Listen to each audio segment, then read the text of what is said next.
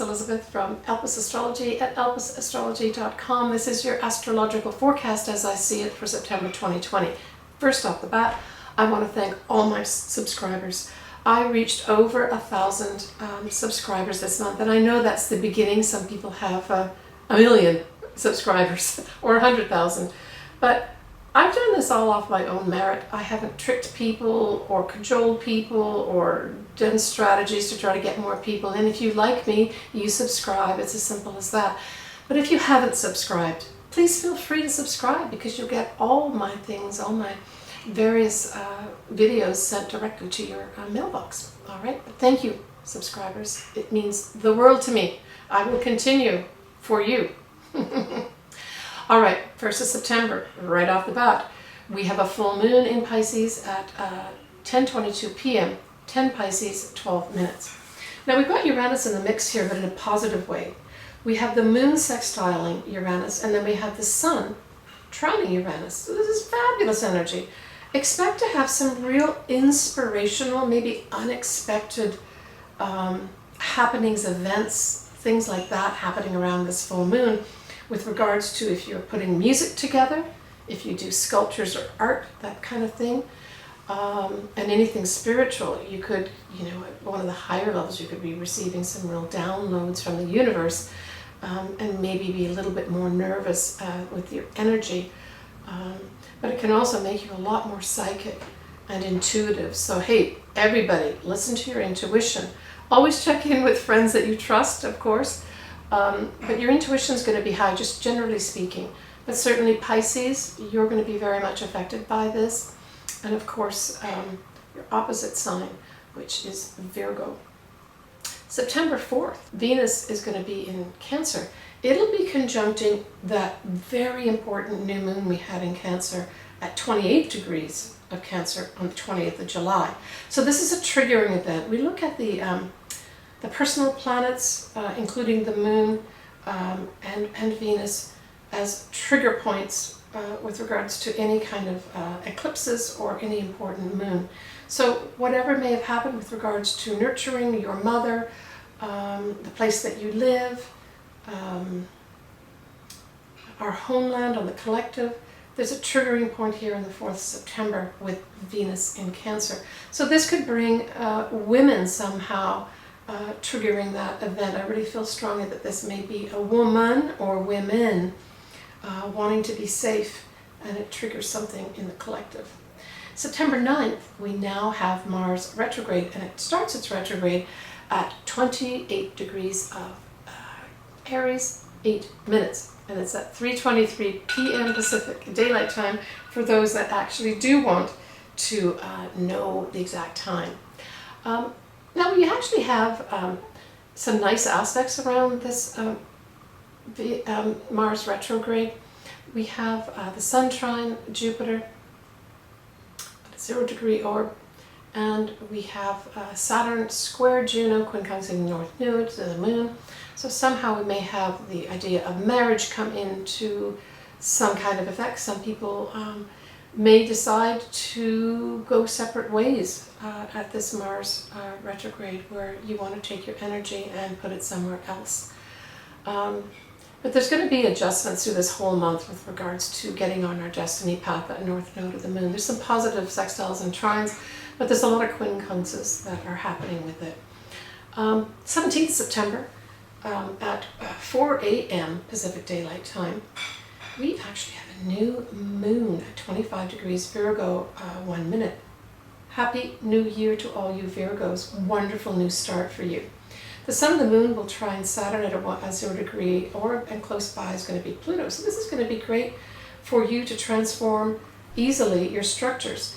Virgo is going to allow you to sort the wheat from the chaff. What stays, what goes. That's going to be an activity around this new moon, not only for Virgos, but for all of us. Now it squares the north node of the moon and the south node of the moon, so there's going to be some adjustments that are going to be needed with regards to whatever we're keeping or we're letting go. Now just prior to this new moon on the 13th of September, we actually have Jupiter, lucky planet Jupiter that likes to expand everything and shine a light on things. Jupiter is there really to ask us to grow in a certain area. At 17 degrees of Capricorn, it goes direct. So, yahoo! And this is going to be really positive, especially for those signs that are ruled by Jupiter. And that would be you, Sagittarius, and of course Pisces as an ancient ruler of Jupiter. So something that may have been held back is now going to just move forward. And you're going to get maybe some goodies to go with it to help whatever it is that you need to move forward. Look to see where that's in your chart. But back to this new moon, we have Mercury squaring now forward Jupiter at a 0 degrees orb and quincunxing Neptune. So this could say that whatever our new thoughts are, our new words, our new way of thinking, we're going to have to somehow incorporate an element of spirituality in that. Maybe even an element of compassion. But we may struggle with that. Okay. We have Venus squaring Uranus. We have Mars squaring Saturn. So both of these are really speaking to someone wanting benefits and maybe not deserving them. That's what that kind of speaks to. And then those in power, those that are older and that have the resources to say whether or not you get something. You may be having something delayed here, whether it's money, love, or something you value. Now, positively, we have Jupiter sextiling Neptune, and this is always a fabulous, fabulous aspect. Take advantage of it. This basically is really the universe saying, I got your back. I've got your back. You want that dream to come true? No problem. I'm going to help you do that. So this then speaks to, with this Mars retrograde going on, don't throw a spanner in the works and start throwing a temper tantrum. We're all going to be inclined to do that type of thing, where we want what we want and we want it now. Look at the long game, the long view when we have this Mars retrograde. It's only from September till the beginnings of November in terms of the retrograde. Decide what you need to fight for sure, and fight for it, but know when to let go, and especially know when to negotiate, right, and compromise. Big words to keep in mind. We have Saturn conjuncting Pluto within a 2-degree orb. And again, we've got another quincunx happening with Saturn and the North Nodes. Again, we're asking for adjustments here. On the 23rd of September, we have Mercury in shadow at 25 degrees of Libra. I'm doing a whole video on this. I think it's so important. Ostensibly, Mercury will basically do its retrograde in Scorpio, but it does start, or rather end, with this 25 degrees of Libra, and I'll talk all about it in my next video. It's a very important time. 26th of September, we have Venus is going to be trining the south nodes and sextiling the north nodes. This is just an all-time lucky day where fortune seems to shine on us, where people positively come into our life, maybe even a new love may come into our life that actually aids us, that provides something for us, where we're not having to do all the giving. And that it's obvious this person is going to be helping us get on that path that we need to be on and giving you opportunities. Or a person, could be a new friend comes in. Watch who comes into you for you on the 26th of September. They may be somebody that works out to be very important for you.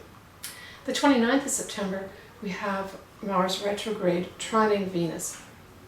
And really, this just speaks to maybe new love coming into your life, but it may mean there's a delay of some sort.